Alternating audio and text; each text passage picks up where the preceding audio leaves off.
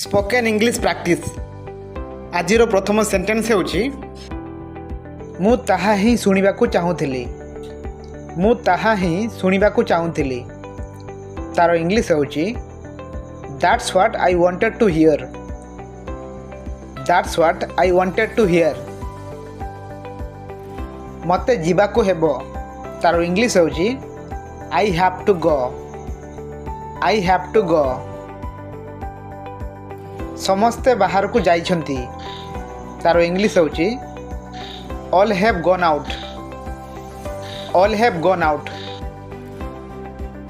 Bike उपरे बस तार इंग्लिश होची sit on the bike. Sit on the bike. चलो यहा को खोलिबा तार इंग्लिश होची let's open it up. Let's open it up.